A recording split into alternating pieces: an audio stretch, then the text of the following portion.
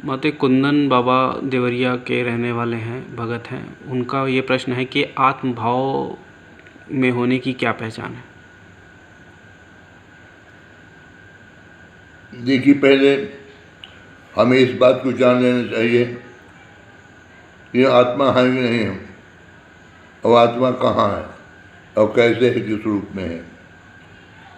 आत्मा नहीं है अभी। भूमि परत भार ढाबर पानी, और जिम जीव है माया लिपटानी। अभी तो जीव है हम सब, अभी तो जीव हैं। आत्माओं कहाँ प्रश्न है, अभी तो जीव भाव है। और जीव भाव में रहते हुए आत्माओं कैसे होगा? तो जीव भाव आते साथ जन्म लेते मात्र से माया लिपट जाती है। जिस प्रकार धान है और उसको धान कहते हैं, इसको जीव कहते हैं। अगर धान का फकुला तो शुभ्र निकल आता है, चावल बोलते हैं, फिर धान नहीं बोलते हैं।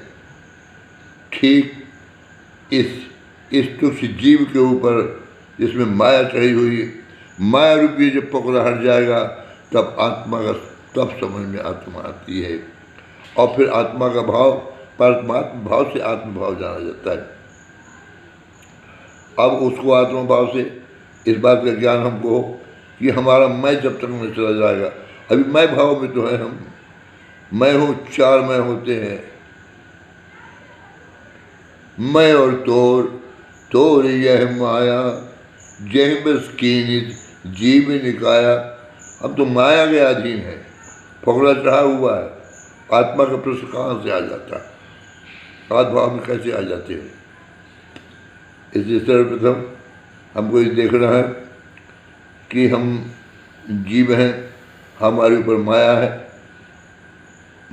और माया में है हम स्वयं जानते हैं कि नहीं है। तो दूसरे, एक तो वो मैं है जो भाषा का मैं है, दूसरे मैं है अहंकार का मैं है, तीसरा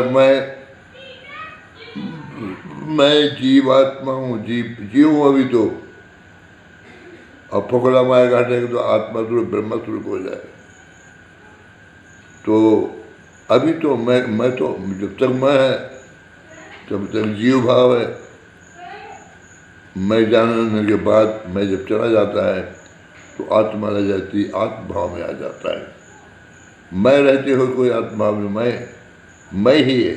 और मैं अपने पर जानकारी, शरीर के मैं शरीर हूँ, मेरा शरीर है, मेरे बच्चे हैं, मेरा परिवार है, मेरा घर है, मेरी संपत्ति है, मेरे दोस्त यार मित्र हैं, मेरे माता पिता हैं, ये मोटा बंगला कार मेरा है, ऐस आराम सब मेरा है, यश कीर्ति सब मेरी मैं हूँ।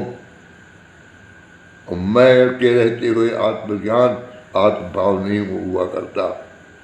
सर्वप्रथम हमें ये देखना है कि हमारा मैं समाप्त कैसे होगा। और मैं समाप्त करता है ईश्वर परमात्मा, उसकी आराधना से, प्रार्थना से, साधना से, पूजा से, ध्यान धारणा, समाज, जप तप, स्मरण निरंतर करने से मैं के भाव जब चले जाते हैं, आत्म भाव में आ जाता है, फकड़ा हट जाता है। जब माया हमारे शरीर से हट जाएगी हम आत्म भाव में आ जाएंगे। आत्म भाव में नहीं अभी हम जीव भाव में हैं, और जीव भाव माया में लपटा हुआ है। हम माया में रहता हुआ मनुष्य आत्मा में नहीं आ पाता है। इसलिए साधक लोग, सिद्ध लोग इसी भाव में लगे हैं कि जीव भाव समाप्त हो जाए, आत्मा तब कहने लायक है कि हम आए आत्मा ब्रह्म स्वरूप, हम शरीर नहीं है, हम आत्मा है। पर अभी हमको कहना होगा कि हम शरीर नहीं, जीव हैं। तो जीव हैं तो भो में पद भर ढाबर पानी, जीव है माया लिपटाए। हम माया में लिपटे हुए हैं। हर व्यक्ति जानता है अपने आप, वो हर व्यक्ति जानता है कि माया में कितने प्रतिशत है। मैं ज़्यादा से ज़्यादा प्रतिशत चला जाए, 50% है, लेकिन है तो माया में है। जब तक पूर्ण माया नहीं चली जाती तब तक वो तत्व ज्ञान, वो परमात्मा का स्वरूप ही है आत्मा। तो जब तक माया नहीं चली जाती, जैसे जब तक बदल नहीं हट जाता प्रकाश, सूर्य तो है निकला हुआ भी है, मगर घनघोर बादल आने पर सूर्य ढक जाता है, बादल हट जाए सूर्य बाहर आ जाता है। इस प्रकार आत्मज्ञान जो होता है, ये माया का बादल हट जाए, आत्मज्ञान आत्मभाव पैदा होने लगता है, अपने आप आत्मा के भाव में आ जाता है। और उसके लिए आत्मभाव आने के लिए परमात्मा भाव की जरूरत है। और परमात्मा के चिंतन करते करते वह स्वरूपम शरणम गच्छामि, स्वस्वरूपम शरणम, अपने स्वरूप में स्थिर होता है, अपने स्वरूप को जान पाता है कि हम शरीर एवं आत्मा है, दिव्य परमात्मा स्वरूप है, परमात्मा का अंश है। लेकिन हम तो अभी जीव हैं, अभी तो हम माया में हैं। इसलिए प्रभु से विनती करना चाहिए, निरंतर कोशिश करना चाहिए। जप मार्ग से हो, तप मार्ग से हो, यज्ञ मार्ग से हो, अथवा योग ज्ञान मार्ग, कोई भी मार्ग हो, एक मार्ग पकड़ कर अपने इस माया को हटाने का प्रयत्न करना चाहिए। जब प्रभु के नज़दीक पहुँचता है साधक, तो माया अपने आप हटने लगती है। जब घनघोर अंधकार कमरे में छोटा सा दीपक पहुँचता है, अपने आप अंधकार भागने लगता है। ठीक इसी प्रकार ये माया जो है, जब तक ईश्वर के चरणारविंदों में हम नहीं हैं, तब तक है। इसलिए हमको चाहिए कि हम ये ईश्वर के चरणारविंदों को पकड़ के उसका स्मरण निरंतर धारा प्रवाह तैल धारावत स्मरण जारी रखें, और हमें अपने आप सब ज्ञात होता जाएगा, ज्ञात हो जाएगा। नहीं तो हम माया में फंसे हुए हैं। माया जब तक अपना बंधन न छोड़ दे, ढीला न छोड़ दे, तो न आत्मज्ञान होगा न परमात्म ज्ञान होगा। कुछ ज्ञान नहीं हो सकता। ज्ञान प्रभु की कृपा से होता है, दिव्य महापुरुषों के मिलने से। अगर कोई मिल जाए संत दिव्य महापुरुष, साधु संत योगी महात्मा ज्ञानी कोई कृपा कर दे, मिल जाए, तो आत्मज्ञान में भाव में ला सकता है। और यही परमात्मा के चिंतन से करते करते निरंतर चिंतन, ध्यान धारणा से और स्मरण करने से लगातार काफ़ी वर्षों तक निरंतर चिंतन किया जाए परमात्मा का, तो वह माया धीरे धीरे अपना आवरण हटाने लगती है। और एक दिन ऐसा आता है, प्रभु कृपा होती है और हम माया के बंधन से छूट जाते हैं, हमें आत्मज्ञान हो जाता है।